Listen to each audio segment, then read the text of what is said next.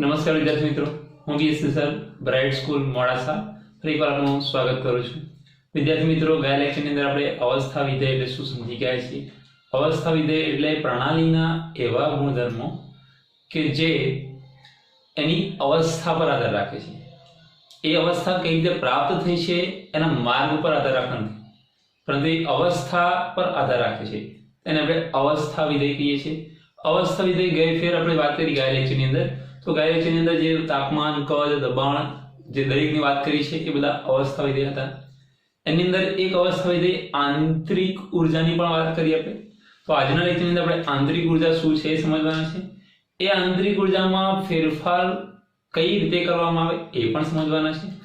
અને એ ફેરફારના આધારે જે ફેરફાર થાય છે કેટલો થાય છે એ પણ જોવાના છે.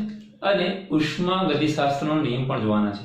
તો આજનો લેક્ચર જે છે એ દાખલા ગણવા માટે ખૂબ અગત્યનો છે. આજના લેક્ચરની અંદર જેટલી કઈ નાની નાની બાબતો આવશે બધી યાદ રાખવી પડશે. એનું રીઝન પણ આપીશ અને યાદ રાખીને આપણે એના એક્ઝામ્પલ કઈ રીતે સરળતાથી સોલ્વ કરી શકીએ એ સમજવાનું છે. એટલે આજનો લેક્ચર ખૂબ જ ધ્યાનથી તમારે જોવો જરૂરી છે, તો જ આવતા લેક્ચરમાં તમને ખ્યાલ આવશે. તો આપણે આજે જોઈશું આંતરિક ઉર્જા. ચલો તો સ્ટાર્ટ કરીએ આપણે આંતરિક ઉર્જા. તો શરૂઆતથી વાત કરીએ.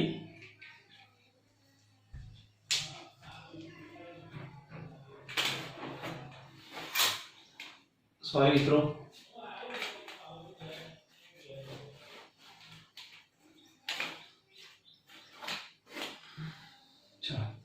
બરાબર.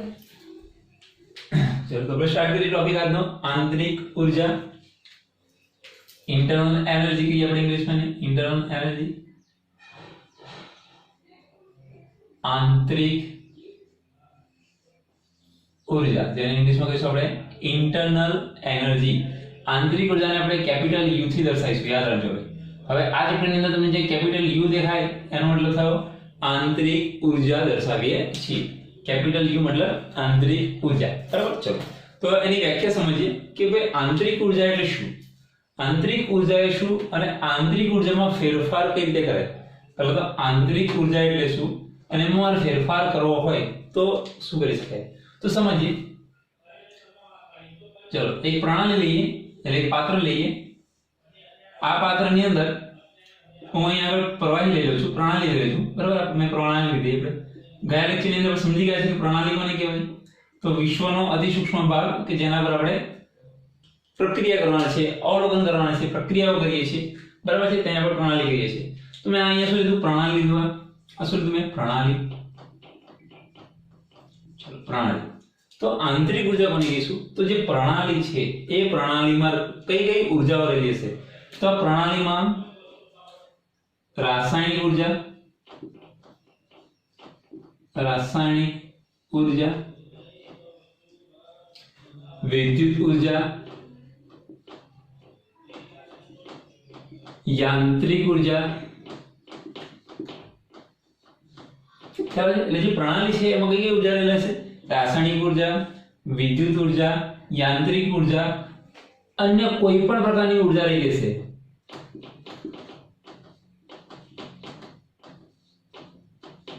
એટલે કોઈ પણ પ્રણાલી હોય એમાં રાસાયણિક ઉર્જા, વિદ્યુત ઉર્જા, યાંત્રિક ઉર્જા, અન્ય કોઈ પણ ઉર્જા રહેલી હોય.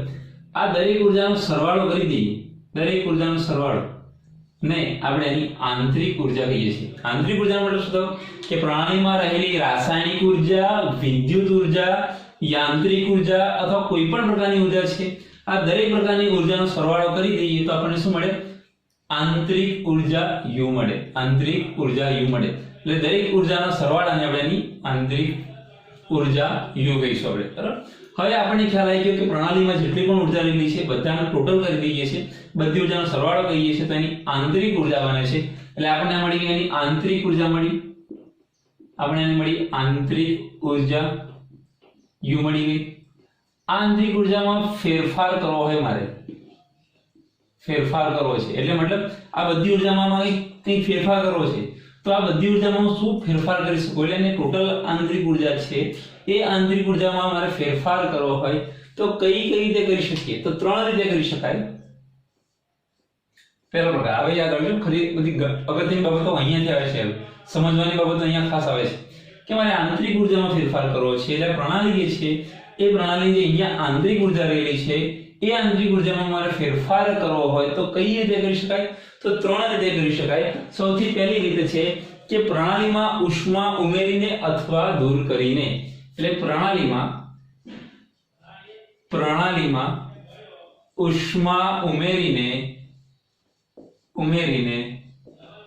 અથવા ઉષ્મા દૂર કરીને. પ્રણાલીમાં ઉષ્મા ઉમેરીને ઉષ્મા દૂર કરીને. એટલે જે આ પ્રણાલી છે એની મારે આંતરિક ઉર્જામાં ફેરફાર કરવો હોય તો હું બે કામ કરી શકું. પહેલું, આ પ્રણાલીને બહારથી હું ઉષ્મા આપું અથવા અંદરની ઉષ્માને બહાર કાઢી લઉં. એટલે આની ઉષ્માને દૂર કરીને અથવા બહારથી ઉષ્મા મેળવીને તો આની આંતરિક ઉર્જામાં ફેરફાર થશે. એટલે પ્રણાલીની આંતરિક ઉર્જામાં બે રીતે ફેરફાર કરી શકાશે. કાં તો તમે એની ઉર્જા આપી દો અથવા એની ઉર્જા લઈ લો. એટલે ઉર્જા મેળવશે. આપણે માટે પ્રણાલી અગત્યની છે. સૌથી અગત્યનું શું છે? પ્રણાલી છે. એટલે ઉષ્મા મેળવે અથવા દૂર કરે. પ્રણાલી ઉષ્મા મેળવીને આંતરિક ઉર્જામાં ફેરફાર કરી શકે અથવા ગુમાવીને ફેરફાર કરી શકે. એટલે પ્રણાલીમાં ઉષ્મા ઉમેરીને અથવા ઉષ્મા દૂર કરીને આપણે એની આંતરિક ઉર્જામાં ફેરફાર કરી શકીએ છીએ. ત્યારબાદ સેકન્ડ નંબર પર બીજો ફેરફાર કઈ રીતે કરી શકાય? તો પ્રણાલી પર કાર્ય કરીને અથવા પ્રણાલી દ્વારા કાર્ય કરીને.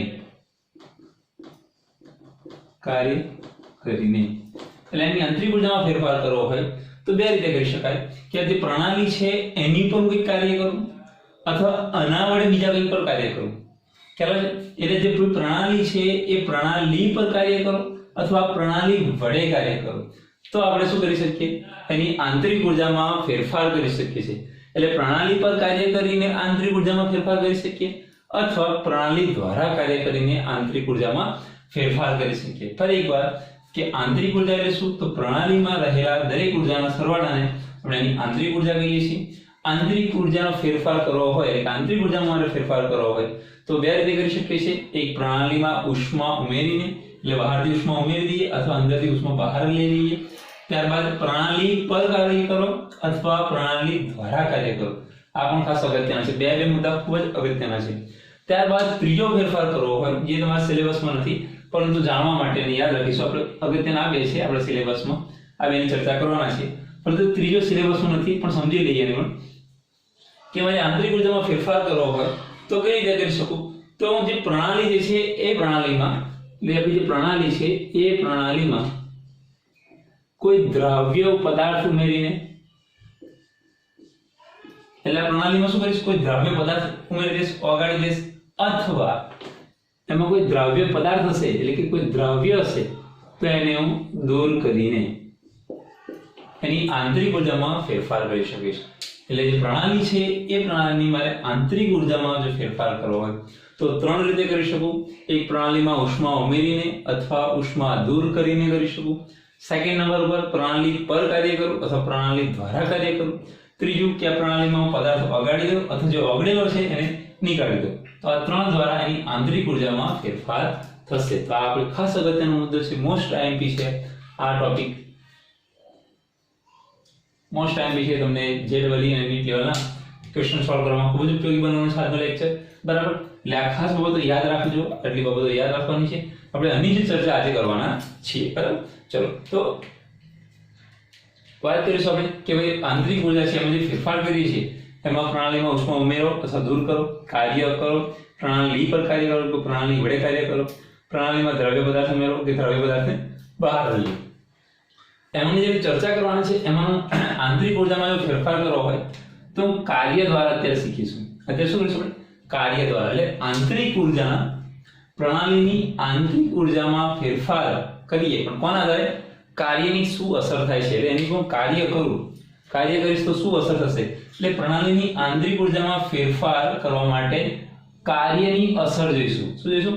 કાર્યની અસર. હું કાર્ય કરીશ, હું કોઈ એવું કાર્ય કરીશ કે જેના દ્વારા આંતરિક ઉર્જામાં ફેરફાર કેવો થાય છે.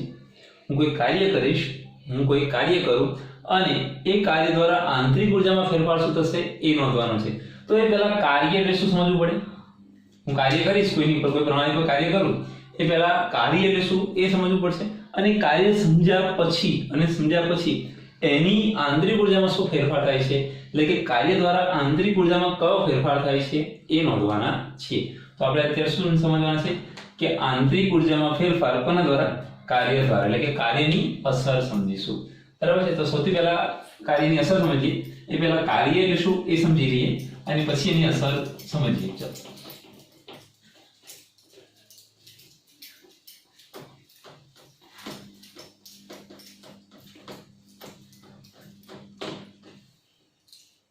चाहते हो जांचते हो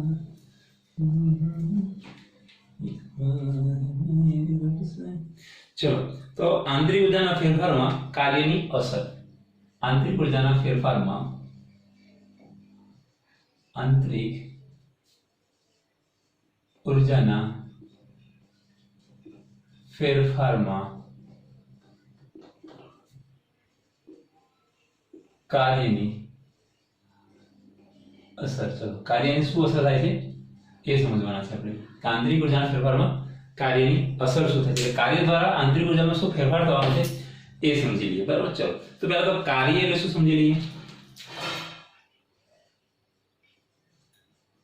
કાર્ય કોને કહેવાય એ સમજી લઈએ. ચલો તો કોઈ પણ પદાર્થ હોય એને કોઈ બળ લગાડીએ. માનો કે આ કોઈ પદાર્થ છે, સમજો આ કોઈ પદાર્થ છે. બરાબર. આ કોઈ પદાર્થ છે. આ પદાર્થ ઉપર હું બળ લગાવું છું, એટલે આ દિશામાં અહીંયા હું બળ લગાવું છું. બળ એટલે ધક્કો મારું છું, અહીંયાથી ધક્કો મારું છું.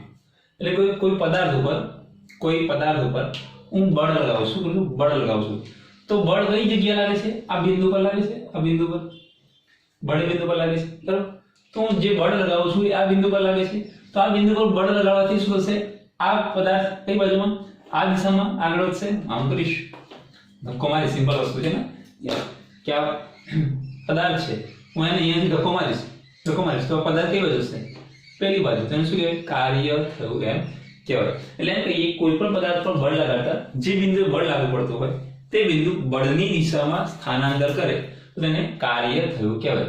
એટલે અને હું આ દિશામાં બળ લગાવું છું તો આ બિંદુ પર બળ લાગે છે તો બિંદુ કઈ દિશામાં? આગળની દિશામાં ખસશે. તો એને શું કહેવાય? કાર્ય થયું એમ કહેવાય છે. બરાબર. અને વ્યાખ્યાને તમને મટીરીયલ જ્યારે મળશે પીડીએફ ફાઇલ એક બે દિવસમાં મળી જશે, પ્રિપેર થઈ રહી છે. બરાબર. એક બે દિવસમાં તમને મળી જશે તો તમે એમાંથી વાંચી શકશો. બરાબર. ત્યાં સુધી એ બધી બાબત નોંધવાનો પ્રયત્ન કરજો. અને પેલી વ્યાખ્યા લખી તો લખી દેજો કે કોઈ પણ પદાર્થ પર બળ લગાડતા જે બિંદુએ બળ લાગુ પડતું હોય તે બિંદુ બળની દિશામાં સ્થાનાંતર કરે તો તેને કાર્ય થયું છે એમ કહી શકાય. કાર્ય થયું છે એમ કહી શકાય. ચલો બરાબર. કાર્ય થયું છે એમ કહી શકાય. તો હવે આંતરિક ઊર્જાના ફેરફારમાં કાર્યની અસર સમજીએ છીએ. ચલો તો આંતરિક ઊર્જામાં જે ફેરફાર થવાનો છે એ આંતરિક ઊર્જાનો ફેરફાર થાય એ આંતરિક ઊર્જાના ફેરફાર બે રીતે થશે. આંતરિક ઊર્જામાં જે ફેરફાર થવાનો છે એ બે રીતે થશે. સમજો કાર્ય દ્વારા. તો કયા કયા કાર્ય દ્વારા ફેરફાર થવાનો છે? તો એક છે યાંત્રિક કાર્ય દ્વારા. યાંત્રિક કાર્ય દ્વારા ફેરફાર, એટલે કે યાંત્રિક કાર્ય દ્વારા ફેરફાર થવાનો છે. કોની અંદર? આંતરિક ઊર્જામાં. યાંત્રિક કાર્ય દ્વારા આંતરિક ઊર્જામાં ફેરફાર. ત્યારબાદ બીજું છે વિદ્યુત કાર્ય દ્વારા. વિદ્યુતીય કાર્ય દ્વારા આંતરિક ઊર્જામાં ફેરફાર. એટલે આંતરિક ઊર્જામાં ફેરફાર નોંધે છે કોની દ્વારા? કાર્ય દ્વારા. તો કાર્ય બે કરી શકાય. એક યાંત્રિક કાર્ય કરો અને વિદ્યુત કાર્ય કરો. એટલે યાંત્રિક કાર્ય દ્વારા આંતરિક ઊર્જાનો ફેરફાર નોંધવાનો છે અને વિદ્યુત કાર્ય દ્વારા આંતરિક ઊર્જામાં ફેરફાર નોંધવાનો છે. ખ્યાલ આવે છે? ચલો આંતરિક ઊર્જામાં જે ફેરફાર થાય છે કોના આધારે માપે છે? કાર્ય દ્વારા. કયા બે કાર્ય કરે છે? યાંત્રિક કાર્ય અને વિદ્યુતીય કાર્ય. ચલો તો એ કાર્યમાં ફેરફાર નોંધે છે એ પહેલા કોઈ પ્રણાલી લઈએ. કોઈ પ્રણાલી છે એ પ્રણાલીની અવસ્થા જે પ્રણાલીની અવસ્થા છે આપણે એને કેપિટલ A કહી દઈએ. આપણને ખ્યાલ નથી કઈ અવસ્થા છે પણ કઈ રીતે અવસ્થા A છે. એ પ્રણાલી અવસ્થાનું તાપમાન આપણે કહી દઈએ તાપમાન TA કહી દઈએ. તાપમાન TA છે એમ કહી દઈએ. એની આંતરિક ઉર્જા ઇન્ટરનલ એનર્જી, આંતરિક ઉર્જા UA કહી દઈએ. UA એટલે કોઈ પ્રણાલી છે એની પર કાર્ય કરીએ, યાંત્રિક કાર્ય કરીએ, વિદ્યુતીય કાર્ય કરીએ એ પહેલા એની શરૂઆતની અવસ્થા કઈ છે? એ તાપમાન કેટલું છે? TA, આંતરિક ઉર્જા કેટલી છે? UA. હવે એ પ્રણાલી પર આપણે યાંત્રિક કાર્ય કરીએ પછી વિદ્યુતીય કાર્ય કરીએ, પછી આ ત્રણમાં શું ચેન્જ આવે છે એ જોવાનું છે, બરાબર? તો કોઈ શરૂઆતી પ્રણાલી લીધી, એ પ્રણાલીની અવસ્થા A છે, તાપમાન TA છે, આંતરિક ઉર્જા UA છે. હવે હું કરું યાંત્રિક કાર્ય કરું, તો યાંત્રિક કાર્ય કરવા માટે યાંત્રિક કાર્ય હું કેટલું કરીશ? તો એની પર 1 કેલરી જૂલ જેટલું હું યાંત્રિક કાર્ય કરું, 1 કેલરી જૂલ જેટલું હું યાંત્રિક કાર્ય કરું. યાંત્રિક કાર્ય કરવાથી તેની આંતરિક ઉર્જામાં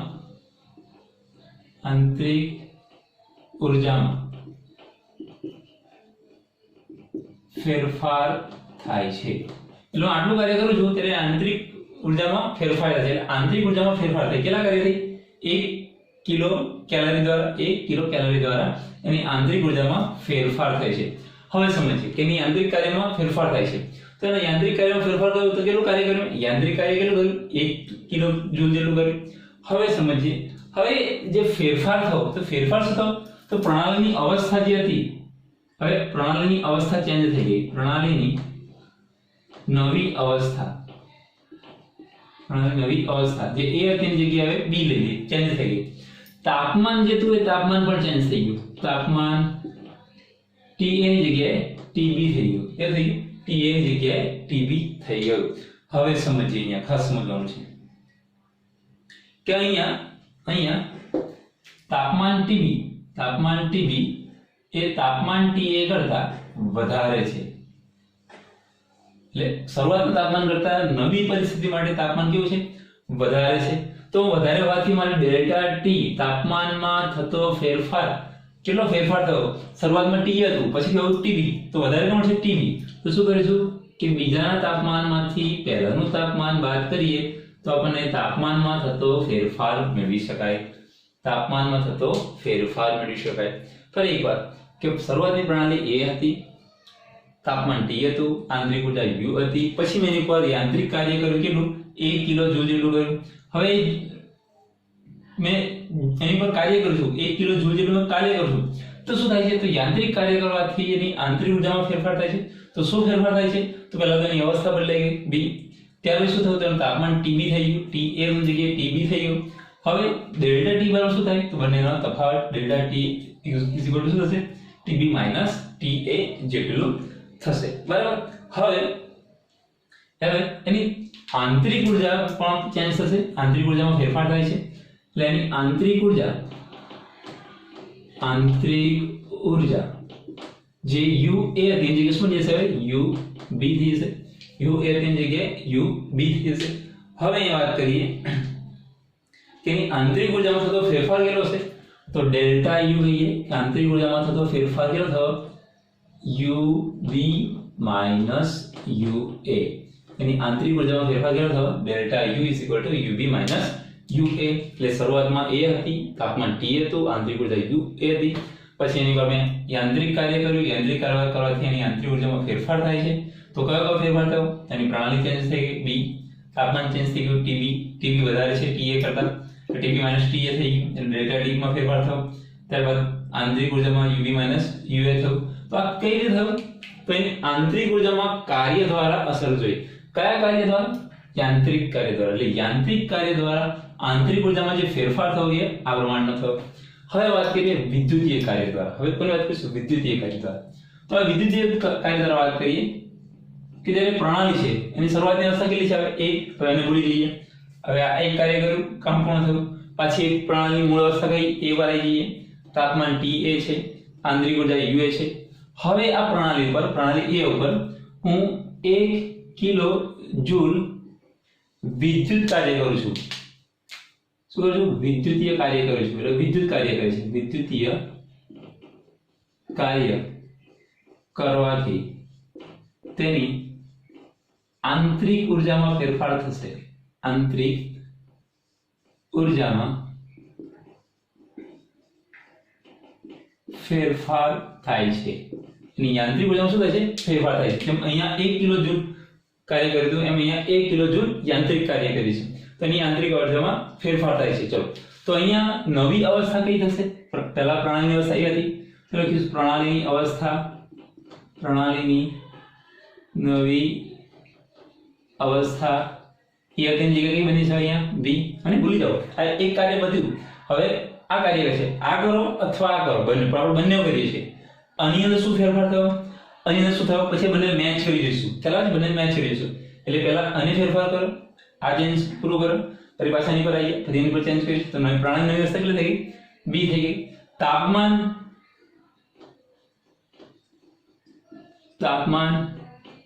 ટીબી થઈ ગયું, ટીએ ની જગ્યાએ ટીબી થઈ ગયું. અહીંયા આગળ ટીબી પણ કેવું હશે? ટીએ કરતા વધારે લખી દઈએ, ટીબી ગ્રેટર ધેન ટીએ. બરાબર છે. ચલો તો તાપમાનમાં થતો ફેરફાર કેટલો થશે? તો ડેલ્ટા ટી બરાબર ટીબી માઇનસ ટીએ. ડેલ્ટા ટી બરાબર ટીબી માઇનસ ટીએ જેટલો તાપમાનનો થતો ફેરફાર કેટલો થયો? ટીબી માઇનસ ટીએ જેટલો. હવે આગળ વાત કરીએ તો આંતરિક ઉર્જામાં પણ ફેરફાર થશે. આંતરિક ઉર્જા કેટલી થઈ? આગળ એની આંતરિક ઉર્જા જે શરૂઆતમાં યુ એ હતી એની જગ્યાએ શું થઈ ગયું? યુ બી થઈ ગયું. તો માટે ડેલ્ટા યુ બરાબર લખવું મને આંતરિક ઉર્જા ડેલ્ટા યુ બરાબર લખવું તો શું લખી શકું? તો ડેલ્ટા યુ બરાબર યુ બી માઇનસ યુ એ. તેની ફેરફાર કંઈક આવો થાય છે. એટલે વિદ્યુત કાર્ય દ્વારા આ જો મળ્યું, આ ચેન્જ થયો, યાંત્રિક કાર્ય દ્વારા આ ચેન્જ થયો. હવે શું કર્યું? તો આપણે શરૂઆતની અંદર કોઈ પ્રણાલી લઈએ છીએ, એ પ્રણાલીની અંદર રહેલી જેટલી પણ એનર્જી છે બધી એનર્જીને શું કહીએ છીએ આપણે? એની આંતરિક ઉર્જા કહીએ છીએ. આંતરિક ઉર્જામાં ફેરફાર ત્રણ રીતે કરી શકાય.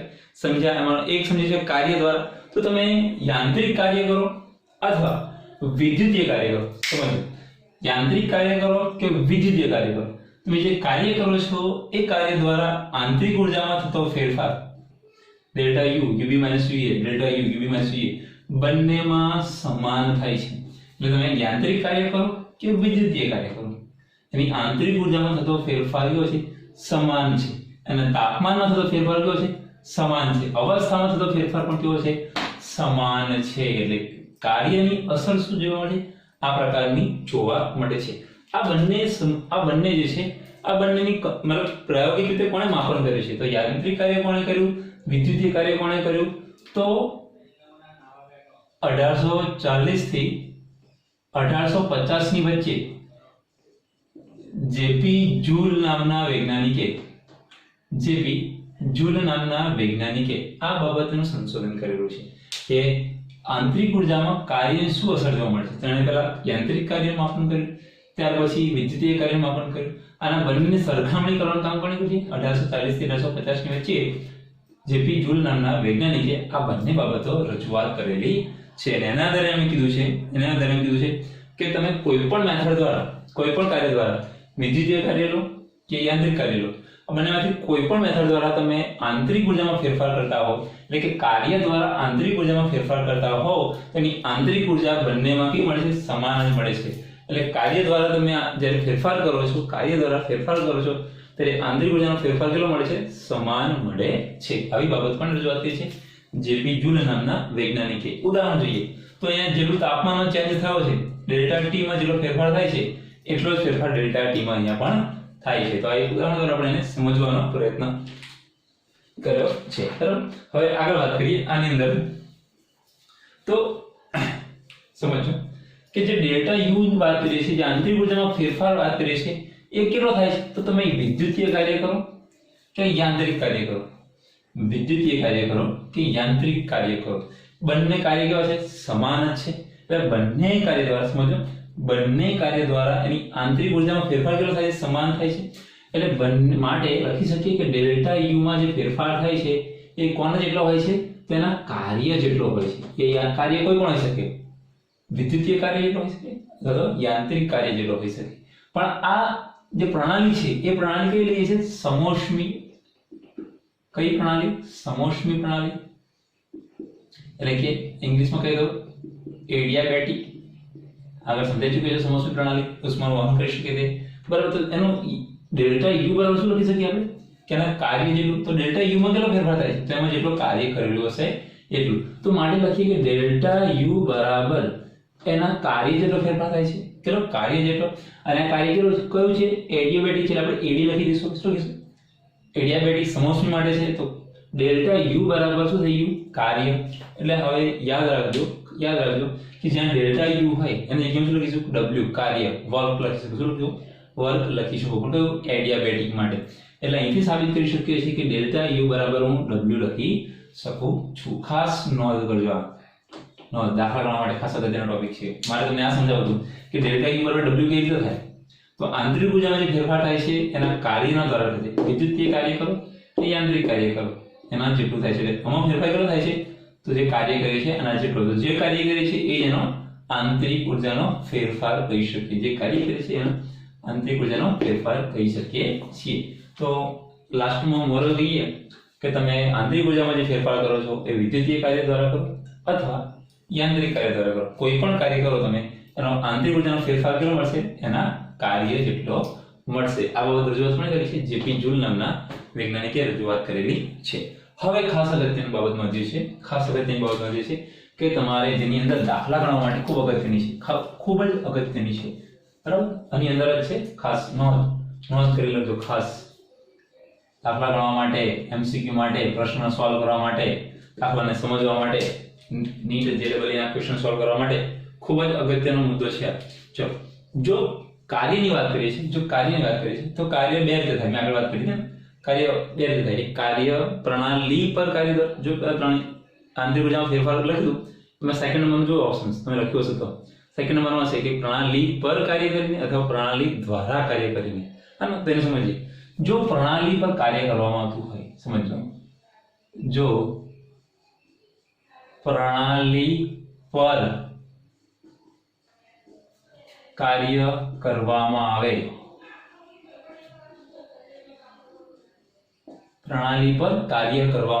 જો પ્રણાલી પર કાર્ય કરવામાં આવે તો એ કાર્ય ધન મળે. એટલે એ કાર્ય કેવું મળશે? ધન. એટલે આપણે પ્લસ ડબલ્યુ લખી શકીએ. અહીંયા લખીએ ધન, પ્લસ ડબલ્યુ લખો અથવા તો પ્લસ ડબલ્યુ એડિયાબેટિક લખી શકો તમે. બરાબર? બેમાંથી કોઈ પણ લખો ચાલે. એટલે પ્રણાલી પર યાદ રાખજો. ખાસ જ્યારે પર શબ્દ લાગે ને એટલે યાદ રાખજો. પ્રણાલી પર કાર્ય કરવામાં ત્યારે પ્લસ પ્રણાલી પર, કારણ કે પ્રણાલી હોય અહીંયા આ પ્રણાલી છે. બરાબર? તેની પાસે કંઈક તો કાર્ય છે ને, અને પણ પાછું બીજું કંઈક કાર્ય કરું તેના કાર્યમાં શું થશે? વધારો થશે ને. બીજું કાર્ય ડબલ થશે ને. એટલે શું થશે? પ્રણાલી પર કાર્ય કરીએ છીએ તો શું થશે? એના કાર્યમાં વધારો થશે. એટલે શું લખીશું આપણે? Plus W. પ્રણાલી પર કાર્ય કરે તો પ્લસ ડબલ્યુ લખીશું. અને જો પ્રણાલી દ્વારા કાર્ય કરવામાં આવે, જો પ્રણાલી દ્વારા કાર્ય કરવામાં આવે તો માઇનસ ડબલ્યુ એટલે કે ઋણ બને. કેવું બને? ઋણ મળે. એટલે માઇનસ ડબલ્યુ એડિયાબેટિક લખી શકીએ છીએ. તમે કોઈ પણ લખી શકો છો. અને દ્વારા વાત કરીએ, જ્યારે પર હોય તો પ્લસ, દ્વારા હોય તો માઇનસ. યાદ રાખજો, દાખલા ગણવા માટે જ્યારે ડબલ્યુ ની કિંમત પ્લસ લેવી કે માઇનસ લેવી, કાર્ય તમને આપેલું છે કે ભાઈ 907 કિલો જૂલ, પણ મારે પ્લસમાં ગણો કે માઇનસમાં ગણો, એ બાદબાકી કરો, સરવાળો કરો, એ ખ્યાલ નહીં આવે. એટલા માટે તમે યાદ રાખવાનું, જો પ્રણાલી પર કાર્ય કરે, ઓબ્વિયસલી છે આ પ્રણાલી છે, હું કાર્ય કરીશ તો કાર્યમાં વધારો થશે. હવે એનું કાર્ય ડબલ્યુ છે, એનું કાર્ય ડબલ્યુ છે, આના દ્વારા કોઈ પણ પ્રક્રિયા કરીશ તો આના કાર્યમાં ઘટાડો થવાનો છે. આના દ્વારા થાય છે એ પોતાનું કાર્ય ઘટાડવાનું છે. બરાબર? એની અંદર એનું કાર્ય ઘટવાનું છે એટલે કાર્યમાં ઘટાડો, એટલે માઇનસ લખી શકીએ છીએ. બરાબર? તો આ આપણે ખાસ અગત્યની બાબત નોંધીએ છીએ. જો પ્રણાલી પર કાર્ય કરે તો પ્લસ, પ્રણાલી દ્વારા કાર્ય કરે તો માઇનસ લખીશું. બરાબર? તો આખી વાત કરી આંતરિક ઉર્જામાં જે ફેરફાર થાય છે એ કાર્ય દ્વારા શું ફેરફાર થાય છે તેની આપણે માહિતી મેળવી. હવે ઉષ્મા દ્વારા અસર મેળવીશું. ત્યારે શાના દ્વારા મેળવ્યું? કાર્ય દ્વારા. કે આંતરિક ઉર્જામાં ફેરફાર કોણ દ્વારા? કાર્ય દ્વારા. હવે કોણ દ્વારા મેળવીશું? ઉષ્મા દ્વારા મેળવીશું કે ઉષ્મા દ્વારા શું ફેરફાર થાય છે. બરાબર?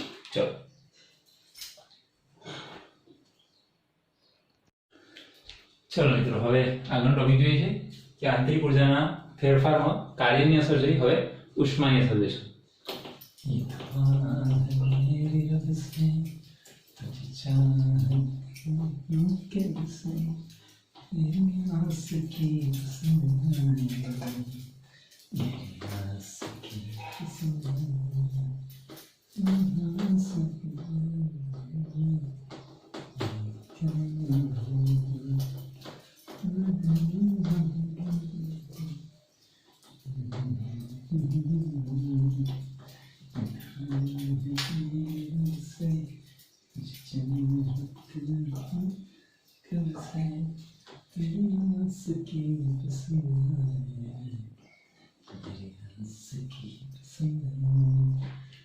આંતરિક ઉર્જાના ફેરફારમાં ઉર્જાની અસર અથવા ઉષ્માની અસર, બરાબર, ઉર્જાની અસર અથવા ઉષ્માની અસર લખી શકીએ છીએ, બરાબર. તો ઉર્જાની અસર અથવા ઉષ્માની વ્યાખ્યા, બરાબર. ઉષ્માની વ્યાખ્યા તમે ઇઝીથી યાદ રહે, બધા સર ટોપિક આવતો છે ને. ઉષ્માની અસર, બરાબર. આંતરિક ઉર્જામાં ફેરફાર કરવો હોય, આંતરિક ઉર્જામાં મારે ફેરફાર કરવો હોય તો બે રીતે થઈ શકશે, એક કાર્ય દ્વારા અને ઉષ્મા દ્વારા, બરાબર. કાર્ય દ્વારા અને ઉષ્મા દ્વારા. તો આંતરિક ઉર્જાના ફેરફારમાં ઉષ્માની અસર એટલે ઉષ્મા દ્વારા આંતરિક ઉર્જામાં શું ફેરફાર થાય છે એ નોંધવાનું છે. ચલો, તો પ્રણાલી હોય એની આંતરિક ઉર્જામાં ફેરફાર, માની લઈએ કે એક પ્રણાલી લઈ લઈએ, એક પ્રણાલી લઈ લઈએ. ચલો, પ્રણાલી લઈ લીધી, એની અંદર સમજો, એની અંદર આ એક પ્રણાલી લઈએ છીએ, એની અંદર પ્રવાહી ભરી દીધું મેં, એટલે આ પ્રણાલી થઈ ગઈ, બરાબર. એની અંદર આંતરિક ઉર્જા U હશે, બધી ઉર્જાનો સરવાળો એટલે આંતરિક ઉર્જા U. હવે મારે આંતરિક ઉર્જા U ની અંદર ફેરફાર કરવો છે, આંતરિક ઉર્જામાં ફેરફાર કરવો છે, આંતરિક ઉર્જામાં મારે ફેરફાર કરવો છે. તો એ ફેરફાર શું કરી શકીએ? તો આ બધું પર્યાવરણ છે, બહારનું જે પર્યાવરણ છે, તો બહારના પર્યાવરણમાંથી પ્રણાલીમાં ઉર્જા જાય. સમજો કે બહારનું જે પર્યાવરણ છે, બહારનું જે પર્યાવરણ છે એ પર્યાવરણમાંથી જે પ્રણાલી છે ઉષ્મા મેળવે અથવા ઉષ્મા ગુમાવે. એટલે બે રીતે થાય. કેવી રીતે થાય? તો પ્રણાલી ફેરફાર બે રીતે થાય. એક પ્રણાલી માંથી પર્યાવરણમાં ઉષ્મા ક્યાંથી ક્યાં જાય? કઈ રીતે થાય? પ્રણાલીમાંથી પર્યાવરણમાં ઉષ્મા જઈ શકે અથવા પર્યાવરણમાંથી પ્રણાલીમાં. જો સમજો, મારી પાસે પાત્ર છે, પાત્રમાં પ્રણાલી લીધી, એની આંતરિક ઉર્જા U છે. આ આંતરિક ઉર્જામાં ફેરફાર કેવી રીતે થશે? બે આધારે થશે. કઈ રીતે? બહારથી અંદર ઉષ્મા જશે અથવા અંદરથી બહાર ઉષ્મા જશે. એટલે ઉષ્મા મેળવશે કે ગુમાવશે, એ બે દ્વારા ફેરફાર કરી શકીએ છીએ. આના સિવાય બહારથી અંદર, અંદરથી બહાર, હે ને? બહારથી અંદર, અંદરથી બહાર, એટલે કે આના સિવાય મારે જો ફેરફાર કરવો હોય, બરાબર, એટલે કે અંદરથી બહાર, બહારથી અંદર, એના સિવાય મારે જો ફેરફાર કરવો હોય, બરાબર, તો કરી શકાય. કેવી રીતે? તો ઉષ્મા વિનિમય દ્વારા. યાદ રાખજો, ઉષ્મા વિનિમય દ્વારા પણ હું ફેરફાર કરી શકું છું. એટલે પ્રણાલીમાંથી ઉષ્મા અંદર મોકલીએ, ઉષ્મા બહાર મોકલીએ, એટલે એની જે પર કાર્ય કરીએ છીએ આપણે આગળ જોયું કાર્ય દ્વારા, તો કાર્ય દ્વારા કરીએ. એના સિવાય આપણે ઉષ્મા વિનિમય એટલે કે અંદરની ઉષ્માને બહાર લઈ જઈએ, બહારની ઉષ્માને અંદર લઈ જઈએ, તો ફેરફાર કરવો હોય તે આ રીતે પણ કરી શકાય છે. એટલે માત્ર એવું નથી કે પ્રણાલીમાંથી પર્યાવરણમાં કાર્ય કરો, પર્યાવરણમાંથી પ્રણાલીમાં કાર્ય કરો, એના કાર્ય દ્વારા જ નહીં, માત્ર કાર્ય દ્વારા જ નહીં, આપણે એના ઉષ્માના વિનિમય દ્વારા પણ એમાં ફેરફાર કરી શકીએ છીએ. એટલે જે પ્રણાલી છે એ પ્રણાલી પર કાર્ય દ્વારા તો કરી શકીએ, ઉપરાંત એના ઉષ્મા વિનિમય દ્વારા, એટલે ઉષ્મા આપલે કરી શકે ને, વિનિમય એટલે ઉષ્માની આપલે દ્વારા પણ આપણે આંતરિક ઉર્જામાં ફેરફાર કરી શકીએ છીએ, બરાબર. ઉષ્માના વિનિમય દ્વારા પણ આ ફેરફાર કરી શકાય છે. જે ઉષ્માનો વિનિમય, જે ખાસ યાદ છે, તાપમાન પર જે ઉષ્મા વિનિમય કરીએ છીએ એ તાપમાનના ફેરફાર દ્વારા થાય છે, તાપમાનના ફેરફાર દ્વારા થાય છે. સમજો, જે આંતરિક ઉર્જા છે, આંતરિક ઉર્જા પ્રણાલીની આંતરિક ઉર્જા છે, એમાં કાર્ય દ્વારા કરીએ. કાર્ય કેવું? પ્રણાલીમાંથી પર્યાવરણમાં, પર્યાવરણથી પ્રણાલીમાં, તો આંતરિક ઉર્જામાં ફેરફાર થવાનો છે. આના સિવાય પણ ઉષ્માનો વિનિમય એટલે ઉષ્માની આપલે દ્વારા પણ કરી શકીએ. તો જે ઉષ્માની આપલે કરીશું કોની પર આધાર રાખશે? તાપમાનના ફેરફાર, કે તાપમાનમાં ફેરફાર કેટલો થાય છે. જેટલો તાપમાનનો ફેરફાર થશે, જેટલો તાપમાનનો ફેરફાર થશે એટલો જ ફેરફાર એની આંતરિક ઉર્જામાં પણ થશે. એટલે આપણે એને Q દ્વારા દર્શાવીશું. શા દ્વારા દર્શાવીશું? Q દ્વારા દર્શાવીશું, જેને આપણે કહીશું ઉષ્મા કહીશું. શું કહીશું? ઉષ્મા કહીશું. ફરી એકવાર કે આંતરિક ઉર્જામાં મારે ફેરફાર કરવો હોય તો કાર્ય દ્વારા પણ કરી શકું અને ઉષ્મા વિનિમય દ્વારા પણ કરી શકું. જે ઉષ્માનો વિનિમય છે, ઉષ્માની આપલે થવાની છે. અંદરનું તાપમાન ઓછું હોય બહારનું તાપમાન વધારે છે તો બહારથી અંદર જશે, અંદરનું તાપમાન વધારે છે બહારનું તાપમાન ઓછું છે તો અંદરથી બહાર જશે. એટલે તાપમાન પર ડિપેન્ડ કરે છે અને જે ઉષ્માની આપલે થશે એને આપણે ઉષ્મા કહીશું. એટલે જે આપલે થવાની છે તાપમાનના આધારે એને આપણે ઉષ્મા Q કહીશું. બરાબર? આખું જે સમજાવ્યું મેં એને એક ઉદાહરણ દ્વારા સમજીશું તો વધારે યાદ રહેશે. ચલો તો આપણે એક ઉદાહરણ લઈએ, સરસ એક ઉદાહરણ લઈને ખ્યાલ આવશે તમને કે શું કહેવા માંગીએ છીએ. બરાબર? ચલો તો એક પાત્ર લઈએ, સમજો. હવે એક પાત્ર લો, એક પાત્ર લઈએ. આ પાત્ર કેવું છે? તો આ પાત્ર ઉષ્મીય વહન કરી શકે તેવું છે. એટલે લખી દો ઉષ્મીય વહન કરી શકે તેવું પાત્ર. ઉષ્મીય વહન કરી શકે એટલે ઉષ્માની આપલે પણ કરી શકે, એટલે આપી પણ શકે અને મેળવી શકે. એટલે ઉષ્મા આપે છે અને મેળવે એવું એક પાત્ર લઈએ છીએ. એ પાત્રમાં એક આપણે પ્રણાલી લઈએ. એ પાત્રમાં એક પ્રણાલી લઈએ. ચલો પાત્રમાં પ્રણાલી લઈ લઈએ આપણે. કરી દઈએ પ્રણાલી એટલે પ્રવાહી લઈ લઈએ આપણે. તો એ પ્રવાહી લઈ લઈએ, H2O લઈ લઈએ. માનો કે H2O પાણી લઈ લઈએ. બરાબર? અને તમે પાણી ભરી દીધું. ચલો પાણી લીધું અંદર. ખ્યાલ આવે છે? તો મેં પહેલા એક ઉષ્મીય પ્રવાહી લીધું, પાત્ર લીધું કે જેમાં ઉષ્માની આપલે કરી શકાય. બીજું એની અંદર એક પ્રવાહી ભર્યું છે, પ્રવાહી નામ છે H2O. બરાબર છે? ચલો એની અંદરનું તાપમાન, આ પાત્રની અંદરનું તાપમાન લખું, પાત્રની અંદરનું તાપમાન લઈએ TA. પાત્રની અંદરનું તાપમાન લઈ લઈએ આપણે TA છે. બરાબર? બે માની લઈએ છીએ. હવે શું કરીશું? તો જે આ પાત્ર છે જે ઉષ્માનું વહન કરી શકે છે તેનું અંદરનું તાપમાન TA છે. એ પાત્રને હું એક કન્ટેનરમાં લઈ લઈશ. એ પાત્રને હું કન્ટેનરમાં લઈ લઉં. ચાલો એટલે તમને ખ્યાલ આવે. ચાલો બરાબર? જે પાત્ર છે એ પાત્રને ઉષ્મા સંગ્રહમાં લઈ લઈશ. એટલે આ પાત્ર છે એને સાંભળો છું, આ શું હતું? ઉષ્મા સંગ્રહક. ઉષ્મા સંગ્રહક. ઉષ્મા સંગ્રહ એટલે એની અંદર ઉષ્માનો સંગ્રહ થઈ શકે. એની અંદર ઉષ્માનો સંગ્રહ થઈ શકે. આ પાત્ર અહીંયા ઉષ્મા સંગ્રહ પાત્ર લીધું મેં. પહેલા એક પાત્ર લીધું, એમાં પ્રવાહી લીધું, તાપમાન TA છે, આનું ઉષ્મા સંગ્રહ છે. બરાબર? આનું તાપમાન TB છે. તાપમાન TB છે. અહીંયા TB ગ્રેટર ધેન TA. એટલે અંદર કરતા અહીં બહારનું તાપમાન વધારે છે. અહીં અંદરના કરતા બહારનું તાપમાન વધારે છે. સમજ્યો? ફરી એકવાર સમજાવું છું કે એક પાત્ર લીધું જે ઉષ્માનું વહન કરી શકે, ઉષ્મા મેળવી પણ શકે, આપી પણ શકે. બરાબર? એટલે ઉષ્માનું વહન કરી શકે એવું પાત્ર લઈએ છીએ. ત્યારબાદ એની અંદર પ્રવાહી લઈએ છીએ, H2O લીધું, એની અંદરનું તાપમાન કેવું છે? TA છે. બરાબર? આખા પાત્રને મેં એક ઉષ્મા સંગ્રહ પાત્રમાં મૂકી દીધું, એટલે ડબ્બા મૂકી દીધું કે જેમાં ઉષ્માનો સંગ્રહ કરી શકે એવા પાત્રમાં મૂકી દઈએ છીએ. બધું બંધ છે. બરાબર? હવે એનું તાપમાન TB છે, જે આની અંદર કરતા અહીંનું તાપમાન વધારે છે. એટલે TB ગ્રેટર ધેન TA થાય છે. બરાબર? હવે સમજીએ તો શું થશે અહીંયા આગળ સમજો. તો અહીંયા આની અંદરનું તાપમાન ઓછું છે, અહીંયા તાપમાન વધારે છે. અહીંયા TB છે, અહીંયા TA છે. બરાબર? તો વધારે તાપમાન આનું છે, ઓછું તાપમાન અહીંયા છે. તો આપણે નિયમ એમ કહે છે કે હંમેશા વધારે તાપમાનથી ઓછા તાપમાન તરફ ઉષ્માનું વહન થાય.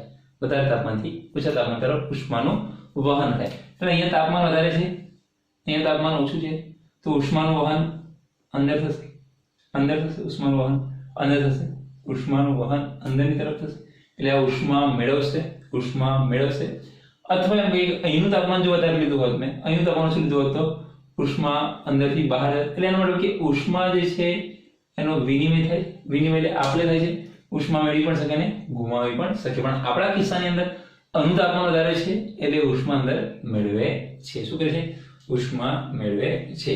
તો સમજો ઉષ્મા મેળવે છે તો આની જે ઉષ્મા હતી Q, હે ને, આની ઉષ્મા કેવી હતી? Q હતી. આને ઉષ્મા મળી એટલે એની ઉષ્મામાં વધારો થશે એટલે પ્લસ Q લખાય.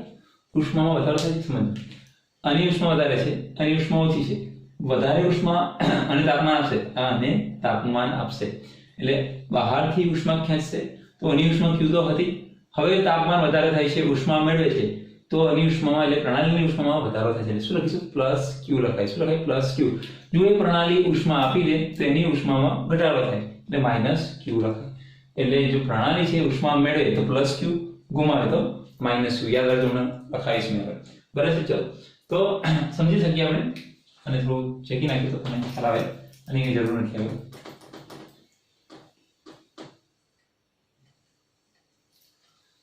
ચાલો, એટલે ઉષ્માનો ફેરફાર થાય છે. અહીંયા ઉષ્માનો ફેરફાર થાય છે, બરાબર. તો કોની પર આધાર રાખે? તો મેં એમાં લખ્યું કે ફેરફાર કરીએ તો કોના આધારે થાય છે? તાપમાનના ફેરફાર જેટલું શું કહે છે? Q કહીએ છીએ, બરાબર. એને શું કહે છે? Q કહીએ છીએ. આમ પ્રણાલી વડે શોષાતી ઉષ્મા કેવી થાય? પ્રણાલી મેળવાઈ છે કેટલી? તો પ્રણાલી વડે શોષાતી ઉષ્મા કેટલી થાય? Q છે. કેટલી છે? Q છે. મેળવે છે તો પ્લસ લખી શકીએ, મેળવે છે તો Q લખી શકીએ. અને તાપમાનમાં ફેરફાર કેટલો થાય છે? શરૂઆતમાં તાપમાનનો ફેરફાર કેટલો થાય છે? TB - TA જેટલો થાય. TB - TA જેટલો થાય. TB - TA જેટલો થાય. અને જે તાપમાનનો ફેરફાર થાય છે એ જેની ઉષ્મા કહેવાય. મેં આગળ સેન્ટેન્સ લખ્યો છું, તો શું લખી શકું? તો ડેલ્ટા T બરાબર Q લખી શકું. યાદ રાખજો, આ નોંધ કરી દેજો, ખાસ અગત્યનું કે ડેલ્ટા T બરાબર શું લખી શકું? Q. એટલે જે આગળ ડેલ્ટા U બરાબર યાદ કરો, ડેલ્ટા U બરાબર હતું, એ ડેલ્ટા T બરાબર Q લખી શકું. તો આ બાબત ખાસ અગત્યની છે કે જે તાપમાનનો ફેરફાર થાય છે, જે તાપમાન મેળવે છે એ જેની ઉષ્મા છે. જે તાપમાનમાં ફેરફાર થાય છે એ જેની ઉષ્મા છે એમ કહી શકીએ છીએ. હવે ખાસ નોંધ, જેમ આગળ નોંધ લખી હતી ને બે, અહીંયા એ બે નોંધ લખી હતી, એવી બે ની નોંધ યાદ રાખવાની છે ખાસ. તમને હમણાં વાત કરી હતી મેં. લખો નોંધ કરીને, નોટ કરી લખો, ખાસ અગત્યની કે ઉષ્મા વિનિમય પ્રણાલી ઉષ્મા મેળવે. સમજો, પહેલું ઉષ્મા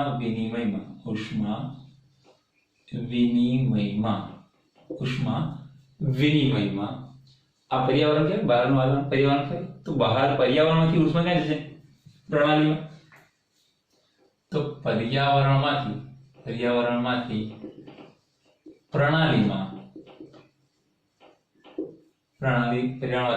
પ્રણાલીમાં થાય તો એટલે કે ઉષ્મા વિનિમયમાં ઉષ્માનું વહન લખીએ. ઉષ્માનું વહન પર્યાવરણથી પ્રણાલીમાં થાય તો લખીશું આપણે એને પ્લસ Q લખીએ. શું લખીએ? Plus Q. હમણાં વાત કરીએ ને, ઉષ્મા મેળવે, પર્યાવરણમાંથી ઉષ્મા મેળવી તો ઉષ્મામાં શું થાય? વધારો થાય. શું લખીશું? પ્લસ Q લખાય, એટલે કે ધન લખાય. પ્લસ Q એટલે ધન કહેવાય. અને જ્યારે પ્લસ ધન હોય ત્યારે યાદ રાખજો, ઉષ્મા શોષક મેળવી એટલે શોષક પ્રક્રિયા કઈ કહેવાય? ઉષ્મા શોષક પ્રક્રિયા. એટલે ઉષ્મા મેળવે તો શોષણ કરે ને, ઉષ્માનું શોષણ કર્યું. ઉષ્મા મેળવી કોને? પ્રણાલીએ. તો ઉષ્માનું શોષક કરી એટલે ઉષ્મા શોષક પ્રક્રિયા કહેવાય. એટલે ખાસ યાદ રાખજો અગત્યની બાબત કે પર્યાવરણમાંથી ઉષ્મા મેળવે તેની ઉષ્મામાં વધારો થાય છે એટલે એને કહેવાય ઉષ્મા શોષક પ્રક્રિયા. એનાથી વિરુદ્ધની વાત કરીએ, એનાથી વિરુદ્ધનું કે ઉષ્મા વિનિમયમાં ઉષ્માનું વહન પ્રણાલીમાંથી એટલે કે પ્રણાલીમાંથી ક્યાં જાય? પર્યાવરણમાં જાય. તો શું થાય? તો Q કેવું બનશે? Minus Q. કારણ કે અહીંયાથી ઉષ્મા બહાર જાય તો એની ઉષ્મામાં ઘટાડો થાય એટલે માઇનસ Q લખીએ. ઋણ બને, અને ઋણ બને એટલે ઉષ્મા ગુમાવે તો ઉષ્મા ક્ષેપક કહેવાય. ઉષ્મા ક્ષેપક પ્રક્રિયા યાદ રાખજો ખાસ. અને પરીક્ષામાં MCQ પૂછાશે કે પ્લસ Q શું દર્શાવે છે? કઈ પ્રક્રિયા દર્શાવે છે? તો ઉષ્મા શોષક, ઉષ્મા ક્ષેપક, પરિવર્તિત પ્રક્રિયા કે એક પણ નહીં. તમને ખબર હોય છે ઉષ્મા શોષક એવું અહીં પૂછાઈ શકે. ચાલો, પછી એમ પૂછાઈ શકે કે ભાઈ પ્રણાલીમાંથી ઉષ્મા ગુમાવે છે તો કાર્ય કેવું, મતલબ સોરી ઉષ્મા કેવી હશે? તો પ્લસ હશે. ચાલો, પછી શું પ્લસ હશે. જો મેળવે છે પ્રણાલી, ગુમાવે છે તો માઇનસ, મેળવે છે તો પ્લસ. હા, આ વસ્તુ યાદ રાખવાની છે। તો આટલી વસ્તુ યાદ રાખી છે। છેલ્લે એક વખત નોંધ કરી લઈએ કે આગળ કાર્યની વાત કરી, જો પ્રણાલી પર કાર્ય થાય, અહીં બીજું મૂકી દઈએ કે પ્રણાલી પર કાર્ય થાય તો કેવું પ્લસ w, અને બીજું કેવું હતું પ્રણાલી દ્વારા કાર્ય થાય તો માઇનસ w। આ 4 બાબતો ખાસ યાદ રાખવાની છે। 4 બાબતો કે પ્રણાલી પર ખાસ હવે આનો ઉપયોગ બહુ જ થવાનો છે। પ્રણાલી પર કાર્ય થાય તો w, દ્વારા થાય તો માઇનસ, ઉષ્મા મેળવે તો ઉષ્મા મેળવે એમ કે ઉષ્મા મેળવે, પ્રણાલી ઉષ્મા મેળવે તો પ્લસ q, ઉષ્મા ગુમાવે તો માઇનસ q। આ 4 બાબતો ખાસ નોંધવાની છે કે પ્રણાલી પર કાર્ય થાય તો w, પ્રણાલી દ્વારા કાર્ય થાય તો માઇનસ, મેળવે તો પ્લસ, ગુમાવે તો માઇનસ। આ તો ઇઝીથી આપણે યાદ રાખવાનું છે ખાલી અહીંયા પર અને દ્વારા એટલું યાદ રાખશો તો ઇઝીથી યાદ રહેશે, બરાબર। તો આપણે અહીંયા ટોપિક પૂર્ણ કરીએ છીએ। હવે આગળની ટોપિક જોઈએ, પછી કેટલાક MCQ સોલ્વ કરવાનો પ્રયત્ન કરીએ। ચાલો, તો અને સાથે સંકળાયેલો ટોપિક છે એટલે માટે અહીંયા સોલ્વ કરીશું આપણે, આની સાથે થોડો સંકળાયેલો છે, પછી 2 ક્વેશ્ચન જોઈએ અને આજનો ક્લાસ પૂર્ણ કરીશું આપણે। મિત્રો અત્યારનું લેક્ચરમાં જે છેલ્લી બાબતો નોંધી, પ્રણાલી પર કાર્ય કરે તો પ્લસ, પ્રણાલી દ્વારા કાર્ય કરીએ તો માઇનસ w, ઉષ્મા મેળવે તો પ્લસ q, ઉષ્મા ગુમાવે તો માઇનસ q। આ 4 બાબતો વારંવાર લખતા રહેજો તો યાદ રહેશે, નહીં તો ભૂલી જશો। એટલે દર લેક્ચર શરૂઆત પહેલા એની બાબતો રફમાં નોંધજો તો યાદ રહેશે। મેક્સિમમ 10-15 દિવસ તમે લખશો તો તમને યાદ રહેશે, તો ભૂલી જશો। ચલો, તો એની સાથે સંકળાયેલો ટોપિક છે ઉષ્મા ગતિશાસ્ત્રનો પ્રથમ નિયમ। ખાસ યાદ રાખજો, ઉષ્મા ગતિશાસ્ત્રનો પ્રથમ નિયમ। તમારે ઉષ્મા ગતિશાસ્ત્રનો શૂન્ય નિયમ, પ્રથમ નિયમ, બધા નિયમ અભ્યાસ કરવાનો આવશે, બરાબર। તમારે ખાસ શીખવા પડશે, તો એને ઉષ્મા ગતિશાસ્ત્રનો નિયમ શીખીએ છીએ। ચલો, તો ઉષ્મા ગતિશાસ્ત્રનો જે નિયમ છે એને ઊર્જા સંરક્ષણનો નિયમ પણ કહેવાય। ઊર્જા સંરક્ષણનો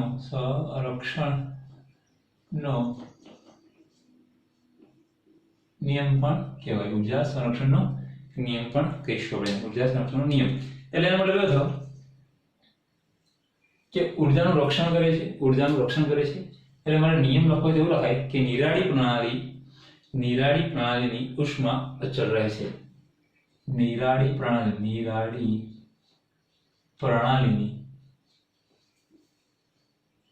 ઉષ્મા અચળ રહે છે। નિરાળી પ્રણાલી શું, તમે વાત કરી નિરાળી કે ઉષ્મા બહાર આપી ન શકે, મેળવી પણ ન શકે, ઉષ્માની આપલે ના કરી શકે, દ્રવ્યની આપલે ના કરી શકે। યાદ કરો 3 પ્રકાર પ્રણાલી હતા। નિરાળી પ્રકારમાં શું હતું, જે દ્રવ્યની આપલે ના કરી શકે, ઉષ્માની પણ આપલે ના કરી શકે, એને શું કહે નિરાળી પ્રણાલી। તો જે નિરાળી પ્રણાલી છે એની માટે ઉષ્મા કેવી હોય, અચળ હોય। એટલે કે એનો મતલબ એવો થયો કે ઉષ્મા આપી પણ ન શકે, આપે પણ નહીં અને મેળવે પણ નહીં। અચળ છે એટલે આપી પણ ન શકે ને મેળવી પણ ન શકે। એટલે નિરાળી પ્રણાલીની ઉષ્મા કેવી હોય, અચળ હોય। એટલે ઉષ્મા આપી પણ ન શકે અને ઉષ્મા મેળવી પણ શકે નહીં। એટલે કે ઉષ્મા ઉત્પન્ન ન કરી શકાય, અથવા એનો નાશ પણ ન કરી શકાય। યાદ રાખજો, એટલે એના માટે એને કહે છે ઊર્જા સંરક્ષણ નિયમ, કે ઉત્પન્ન પણ કરી શકાતી નથી, નાશ પણ કરી શકાતી નથી। એટલે ઉષ્મા શું થાય, ઉષ્મા અચળ છે, અને ઉષ્મા આપી પણ ન શકાય અને મેળવી પણ ન શકાય, તો જ એને નિરાળી પ્રણાલી કહે છે। એટલે ઉષ્મા આપી પણ ન શકે, મેળવી પણ ન શકે, એટલે નિરાળી પ્રણાલીની ઉષ્મા કેવી હોય છે, અચળ હોય છે। એ આપણે વાત કરી ચૂક્યા છીએ, બરાબર। હવે એની અંદર વાત કરીએ તો આંતરિક ઉર્જામાં જે ફેરફાર થાય છે, ડેલ્ટા યુ માં જે ફેરફાર થાય છે, આંતરિક ઉર્જામાં જે ફેરફાર થાય છે, એ આંતરિક ઉર્જામાં ફેરફાર બે રીતે થાય છે। એક ઉષ્મા દ્વારા અને બીજુું કાર્ય દ્વારા। તો ઉષ્મા અને કાર્યનો સરવાળો કરીએ તો આપણને આંતરિક ઉર્જા મળે। પણ શું મળે, આંતરિક ઉર્જા મળે। ખાસ અગત્યનું ડેલ્ટા યુ, q + w, યાદ રાખજો q + w। એટલે આંતરિક ઉર્જામાં જે ફેરફાર થાય છે, u માં આંતરિક ઉર્જાનો ફેરફાર છે એ એનો ઉષ્મા અને કાર્યના સરવાળા જેટલો હોય છે। એના સરવાળા જેટલો હોય છે. અને જે ડેલ્ટા યુ જે છે, ડેલ્ટા યુ છે એની પ્રારંભિક અવસ્થા કઈ છે? પ્રારંભિક અવસ્થા અને એની અંતિમ અવસ્થા પર આધાર રાખે. પ્રારંભિક અવસ્થા અને અંતિમ અવસ્થા પર આધારિત છે. ડેલ્ટા યુ જે છે એની પ્રારંભિક અવસ્થા અને અંતિમ અવસ્થા પર આધારિત છે. ડેલ્ટા યુ શું છે? તો q w છે. q w છે. ખ્યાલ આવે છે? તો આ વસ્તુ આપણે અહીંયા ખાસ યાદ રાખવાની છે. હવે સમજીએ, ખાસ સમજીએ કે જો પ્રણાલી નિરાળી પ્રણાલી હોય એટલે ઉષ્માનો ફેરફાર થતો નથી. ઉષ્માનો ફેરફાર થતો નથી ને કાર્ય થતું નથી. તો ઉષ્માનો ફેરફાર થતો નથી એટલે એનો મતલબ કે q બરાબર 0 થઈ જાય. કાર્ય પણ થતું નથી તો w બરાબર 0 થઈ જાય. એટલે જ્યારે ઉષ્માનો ફેરફાર થતો ન હોય ત્યારે 0, કાર્ય પણ 0 થઈ જાય. ત્યારે ઉષ્માનો ફેરફાર થતો નથી, કાર્ય પણ થતું નથી, તો આની જગ્યાએ 0 મૂકી દો અને જગ્યાએ 0 મૂકી દો તો માટે w બરાબર u બરાબર 0 થાય. એટલે આંતરિક ઊર્જાનો ફેરફાર કેવો થાય? 0 થાય. એટલે નિરાળી પ્રણાલી માટે યાદ રાખજો, નિરાળી પ્રણાલી માટે આંતરિક ઊર્જાનો ફેરફાર કેવો છે? 0. કેમ? કારણ કે ઉષ્મા અચળ છે. એટલે ઉષ્મા અચળ એટલે ઉષ્માની આપ-લે થતી નથી એટલે 0, કાર્ય પણ થતું નથી એની પર એટલે w બરાબર 0. એટલે u બરાબર 0, q બરાબર 0, w બરાબર 0 મૂકી દઈએ. 0 + 0 એટલે 0. ડેલ્ટા u બરાબર 0 મળે. એટલે જ્યારે q બરાબર 0 હોય, ડેલ્ટા બરાબર 0 હોય તો ડેલ્ટા u બરાબર 0 મળે. બરાબર? તો આપણે આ સંપૂર્ણ વાત કરી ચૂક્યા છીએ. અને આધારે સ્વાધ્યાયનો કોયડાનો 6.1 દાખલો છે એને સમજવાનો પ્રયત્ન કરીએ અને શું કહેવા માંગે છે સમજીએ. પ્રશ્ન ઘણો લાંબો છે એટલે લખતો નથી પણ એટલે સમજાવવાનો પ્રયત્ન કરીશ, તમે જોઈ લેશો. બરાબર છે? તમારી પાસે પુસ્તક હશે જ. પુસ્તકમાં કોયડા નંબર 6.1 એટલે ઉદાહરણ નંબર 6.1 ગણો તો પણ ચાલે. બરાબર? કે પ્રણાલી પર્યાવરણમાંથી ઉષ્મા શોષાઈ નથી પરંતુ પ્રણાલી પર કાર્ય થયું હોય તો ઉષ્માનું શું પ્રમાણ હોઈ શકે? તો મેળવી શકે હોઈ શકે. બરાબર? એ તમને ખ્યાલ છે. પછી ચલો લખીએ તમને ખ્યાલ આવે. ચલો મિત્રો હવે 6.1 જોઈએ કે પ્રણાલીની આંતરિક ઊર્જામાં ફેરફાર દર્શાવવાનો છે. બરાબર? 3 પરિસ્થિતિ આપી છે. પહેલી પરિસ્થિતિ જોઈએ. એ પરિસ્થિતિ જોતા પહેલા એટલે 4 બાદ નથી રહીએ કે પ્રણાલી પર કાર્ય કરીએ. પ્રણાલી પર કાર્ય તો પ્રણાલી પર કાર્ય કરીએ તો +w, પ્રણાલી દ્વારા કરીએ તો -w, ઉષ્મા મેળવે તો +q અને ગુમાવે તો -q. આ વસ્તુ આપણને ખ્યાલ હોવો જોઈએ. બીજી વસ્તુ ખ્યાલ કઈ હોય છે? તો ડેલ્ટા u બરાબર q + w. આટલી વસ્તુ આપણને યાદ હોવી જોઈએ. 1 2 3 4 નહીં 5 વસ્તુ યાદ હોવી જોઈએ. ચલો તો પ્રણાલી વડે પર્યાવરણમાંથી ઉષ્મા શોષાય નથી. હવે પહેલા તો લખી દઈએ જવાબમાં સૂત્ર લખી દઈએ ખ્યાલ આવે કે ડેલ્ટા u બરાબર q + w. સૂત્ર આપણને ખબર છે. હવે પ્રણાલી વડે પર્યાવરણમાંથી ઉષ્મા શોષાઈ નથી એનો મતલબ કે q બરાબર 0 એટલે અહીંયા મૂકી દો. q બરાબર 0 મૂકી દઈએ એટલે ડેલ્ટા u બરાબર શું થશે? w થઈ જશે. એ પણ w + w એટલે પ્રણાલી પર કાર્ય થઈ ગયું મતલબ થઈ ગયો. હવે સમજો ડેલ્ટા u બરાબર +w થઈ ગયું. હવે પરંતુ પ્રણાલી પર કાર્ય થયેલ છે તો પ્રણાલી દ્વારા જો થઈ ગયું ઓટોમેટિક હા કે ડેલ્ટા u બરાબર q + w તો આ 0 છે તો +w મતલબ કે પ્રણાલી પર કાર્ય થયું છે ને આપેલું છે પરંતુ પ્રણાલી પર કાર્ય થયું છે આપણને જવાબ તો મળી ગયો. હવે તો પાત્રની દીવાલ કેવા પ્રકારની હશે? પાત્રની દીવાલ કેવા પ્રકારની હશે? તો એડિયાબેટિક હોય. આપણે કરી શકીએ કાર્યને આપણે કરી શકીએ છીએ એટલે કે સમોષ્મી પ્રકારની. કેવી? સમોષ્મી પ્રકારની દીવાલ હશે. કેવી પ્રકારની? સમોષ્મી પ્રકારની દીવાલ હશે. ચલો પછી અહીંયા આવે છે પ્રણાલી પર કાર્ય થયેલ નથી. ડેલ્ટા u બરાબર q + w. પ્રણાલી પર કાર્ય થયેલ નથી. એનો મતલબ કે પ્રણાલી દ્વારા કાર્ય થયું છે. એટલે q બરાબર કેવો છે? આટલો છે -w જેટલો. બરાબર? તો પછી પણ ઉષ્માનો જથ્થો q પ્રણાલીમાંથી પર્યાવરણને આપે છે. પ્રણાલીમાંથી પર્યાવરણ એટલે -q કહેવાય. શું કહેવાય? -q કહેવાય. તો અહીંયા q બરાબર કેવો થશે? માઈનસ હશે, q બરાબર માઈનસ હશે.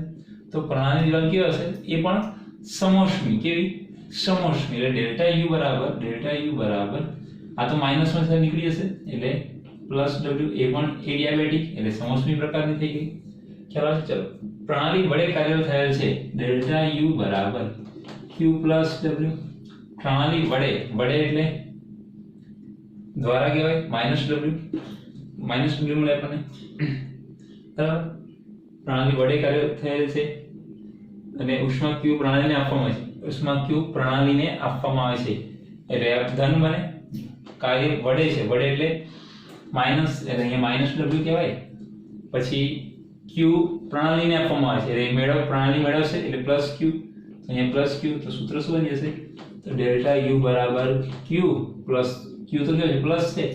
ડેલ્ટા માઈનસ w છે તો સૂત્ર થઈ ગયું ડેલ્ટા u બરાબર q માઈનસ w. બરાબર, તો તમને જે પરિસ્થિતિ આપી છે એ પરિસ્થિતિના આધારે તમે એને સોલ્વ આઉટ કરવાનો પ્રયત્ન કરશો તો તમને ઈઝી રહેશે. બરાબર, ચલો હવે સ્વાધ્યાયનો દાખલો જોઈએ. સ્વાધ્યાયનો દાખલો જોઈએ એટલે વિશિષ્ટમાં ખ્યાલ આવશે. સ્વાધ્યાયનો છે 6.7મો દાખલો છે. કે જોઈ લઈએ કયો દાખલો છે.